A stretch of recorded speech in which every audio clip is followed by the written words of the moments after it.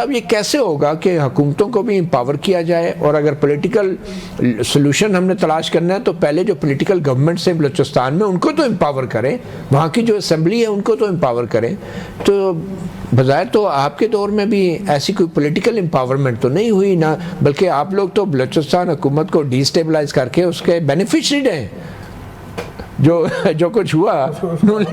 تو مطلب آپ یہ تمام سیاسی جماعتیں جو ہے اپنے سیاسی مفادات کے لیے پولیٹیکل گورنمنٹس، پولیٹیکل انسٹیٹیوشن کو کمزور کرتے رہے ہیں۔ آپ کیا کہیں گے اس حوالے سے؟ دیکھیں میرا نہیں خیال کہ وہ بلوچستان کا وہ جو پولیٹیکل وہ تھا اس میں پاکستان تحریک انصاف وہ تو اور بڑے فیکٹرز تھے، لیکن دیکھیں میں آپ کو ایک بات بتاتا ہوں، اگین میں سائنٹیفک ایویڈنس کے 2002 میں ایک پیپر لکھا تھا، اونیل تھا، اس نے لکھا ہوا تھا، 2020 میں ایک پیپر لکھا ہوا تھا۔ اچھا یہ دونوں ایک بات کرتے ہیں، وہ یہ کہتے ہیں جیسے ابھی بیرسٹر صاحب نے بھی کہا ہے کہ ایک تو گورنمنٹ کی لیجیٹیمیسی، نمبر 2 جو آپ کی اکنامک کنڈیشنز ہیں ان کو سامنے رکھتے ہیں، نمبر 3 آپ اگر جو پرابلم آ رہے، فار ایگزامپل آپ کا ایک بہت بڑا ینگ پاپولیشن باہر آ رہا ہے لیکن ان کے پاس جابس نہیں ہے یا اس جیسے، یہ ساری چیزیں بھی انہی چیزوں کو فیول کرتی ہیں، ان چیزوں کو آپ کے ایک قسم کا پرابلم کو بڑھاتی ہیں۔ جب آپ ان چیزوں کو کرتے ہیں، اور پھر وہی والی بات ہے کہ دیکھیں سمپل سی بات ہے، مجھے ایک بات بتائیں، میں ہمیشہ یہ کہتا ہوں کہ اگر میں انوالوڈ ہوں ٹیررسٹ ایکٹیویٹی میں، آپ ضرور مجھے پکڑیں، آپ ضرور انٹیروگیٹ کریں، لیکن میرے گھر والوں کو بتا دیں کہ ہمایوں ہمارے پاس اس وجہ سے ہمارے پاس ہے، اینڈ وی آر انٹیروگیٹنگ ہم۔ لیکن یہ کر دینا کہ کسی کو پتہ ہی نہ چلے، 1 سال 2 سال 3 سال ہو سکتا ہے ہمایوں کہیں غائب ہو گیا، افغانستان میں لڑنے گیا، کسی حوالے سے کیا کرتی رہی ہے؟ دیکھیں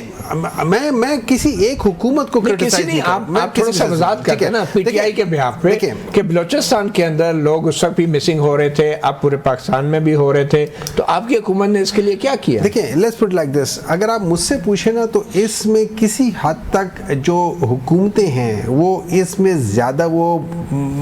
کر نہیں سکتی، لیٹس پٹ لائک دس، ٹھیک ہے؟ اس میں there are other political solution بھی سن لیں اس کے ادر فیکٹر، لیکن پولیٹیکل سچویشن اس لحاظ سے آپ کو ڈھونڈنی پڑے گی کہ یہاں پہ ویدر وی لائک اور ناٹ، بعض جگہوں پہ ہمیں ایز اے پولیٹیکل سولوشن دیکھنا ضروری ہے۔ میں دوبارہ مثال آپ کو دے رہا ہوں، اس میں اگر آپ دیکھ لیں، اس میں منڈانو جو فلپینز میں تھا، اس میں بھی جو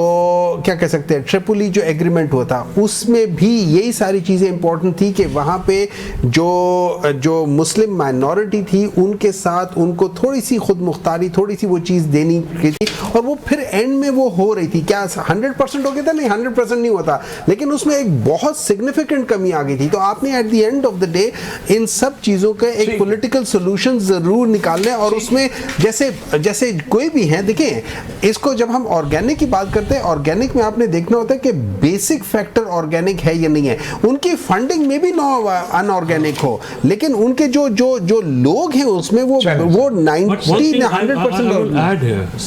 سینیٹر محمد، آپ اس وقت اپوزیشن ہیں، ہماری خواہش یہ ہوگی کہ اپوزیشن میں بلوچستان مسئلے کا کوئی حل وہاں پہ پالیسی پیش کرے، لیکن ان دا ہاؤس میں جب آپ لوگ بات کرتے ہیں تو ہم جو ووٹرز ہیں جو ہم باہر بیٹھے ہیں جن کو آپ ریپرزینٹ کرتے ہیں، رانا صاحب چلے نان الیکٹڈ ہیں بٹ ان کی پارٹی تو ہے، لیکن وہ سینیٹر صاحب ہیں، تو وہاں پہ اپوزیشن کی بھی تو ایک پالیسی آنی چاہیے سامنے، بالکل، اور وہاں پہ آ کے اس پہ بحث تو ہو۔ رانا صاحب یہ بار بار پولیٹیکل سولوشن کی بات کی جا رہی ہے، میں جیسے پہلے کہا، نہ تو ادھر پولیٹیکل حکومت کے پاس کوئی اختیار ہوتے ہیں، سولوشن ہم پولیٹیکل ڈھونڈتے ہیں، کوئی نہ کوئی پولیٹیشین ڈھونڈ کے اس کو سولوشن کا نام دے دیتے ہیں۔ تو یہ بتائیں کہ آپ کی جو حکومت ہے اس وقت فیڈرل گورنمنٹ، اسلام آباد کے اندر جو لوکل باڈیز الیکشن ہونے تھے جو کہ پولیٹیکل انسٹیٹیوشن کو اسٹرینتھن کرنے کے لیے بڑا ضروری ہے اور لوگوں کے رائٹس کے لیے، اس کو ایک بار پھر ایک نئے قانون سازی کے ذریعے پوسٹ پون کر دیا گیا ہے۔ اب نیا قانون بھی دونوں ہاؤسز سے پاس ہو گیا ہے، اس کے پیچھے کیا فلسفہ ہے؟ بلوچستان میں حکومت ہوتے ہوئے بھی نہیں ہے اور یہاں پہ لوکل باڈی حکومت ہے ہی نہیں۔ دیکھیں جب پولیٹیکل انسٹیٹیوشن اسٹرانگ نہیں ہوگے تو پولیٹیکل سولوشن کیسے آپ ڈھونڈیں گے آپ لوگ؟ دیکھیں اصل میں آپ نے رائٹلی پوائنٹڈ آؤٹ، اس کی میجر وجہ یہ ہے کہ جب پچھلی دفعہ لوکل باڈیز یہاں ہوئی تو تب بھی جو ہے وہ مشاورت اس لیول کی نہیں ہوئی کہ گورنمنٹ اپوزیشن مل کے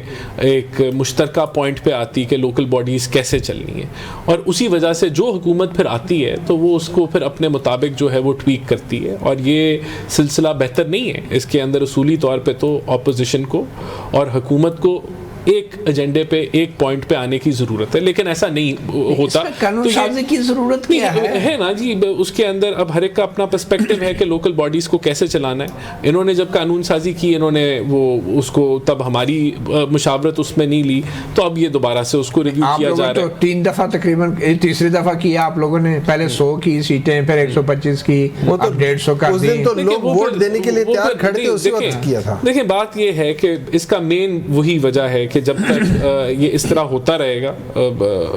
جب تک اپوزیشن، جب تک اپوزیشن اور حکومت ایک پیج پہ لوکل باڈیز کے حوالے سے نہیں آتی، یہ ہوتا رہے گا۔ مطلب میرے خیال میں تو یہ آئی ایم سوری، یہ 1 پیج کی جو منطق ہے، یہ اس میں لوگوں کا نقصان کیوں ہو رہا ہے؟ حکومت اور اپوزیشن کو تو ایک پیج پہ ہونا ہی نہیں چاہیے۔ نہیں دیکھیں، ایک نظام ہے، حکومت کا اپنا کام ہے، اپوزیشن کا اپنا کام ہے۔ دیکھیں لوکل باڈیز ایک گورنمنٹ کا تیسرا ٹیئر ہے، اس کو تو آئینی پروٹیکشن ہونی چاہیے کہ یہ آئین کا حصہ بن جائے کہ یہ کس طریقے سے چلنا ہے۔ ہاں وہ ہے، لیکن اس کو ہر دفعہ چھیڑا جاتا ہے نا، یہی تو میں آپ کو کہہ رہا ہوں۔ آپ نے چھیڑا نا؟ نہیں، اس لیے چھیڑا کیونکہ جو پچھلی دفعہ چھیڑخانی ہوئی تھی وہ اس میں ہم نہیں شامل تھے۔ یہی تو نہیں، دیکھیں میں آپ کو جنرل بات کر رہا ہوں۔ بات یہ ہے کہ جب پچھلی دفعہ جب انہوں نے چھیڑا تھا اس میں ہماری رائے نہیں تھی، تو جب تک یہ مل کے جو ہے وہ چیز حساب برابر کر رہے ہیں، نہیں حساب برابر نہیں کر رہے، جو ہمیں لگتا ہے ٹھیک طریقہ ہم اس کے مطابق چل رہے ہیں۔ چلیں جو آپ کو لگتا ہے، اور اب ویسے آپ کی کم از کم سادہ اکثریت تو ہے ہی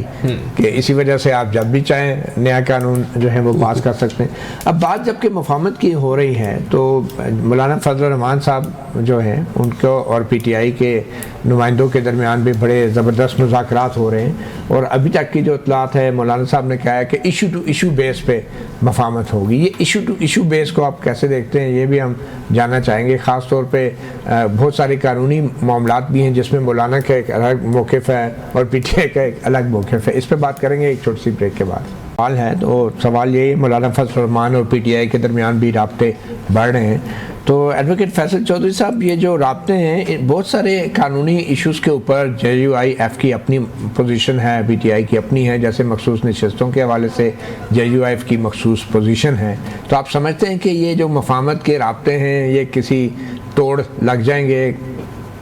دیکھیے مطلب پالیٹکس میں تو یہی گفتگو جو ہے یا وہ جو بات چیت ہے یہی ایک آگے بڑھنے کا طریقہ ہوتا ہے۔ ڈیفینیٹلی ڈفرینٹ جماعتیں ہیں، ان کے اپنے اپنے مینیفیسٹوز ہیں، وہ مختلف ایشوز کے اپنی آراء رکھتے ہیں۔ تو جو پالیٹکس جو ڈیموکریسی ہے یہ تو منیمم کنسنسس کا نام ہے، یعنی کس ایشو کے اوپر جو ہے 2 جماعتیں اگر اکٹھی ہوتی ہیں۔ بائی دا وے یہ جو امپریشن پی ٹی آئی کے بارے میں کریٹ کرتی ہے خاص کر حکومت اور پیپلز پارٹی کہ جی وہ ٹاکس میں سیریس نہیں ہے، تو یہ تو امپریشن ڈسپیل کرتی ہے نا ان کی مولانا صاحب کے ساتھ، کیونکہ مولانا صاحب اور پی ٹی آئی کے آپس میں بہت مخاصمت رہی ہے۔ ان کا آپس میں اکٹھا ہو کے بات کرنا اور ایشوز ٹو ایشو بیس پہ میں سمجھتا ہوں کہ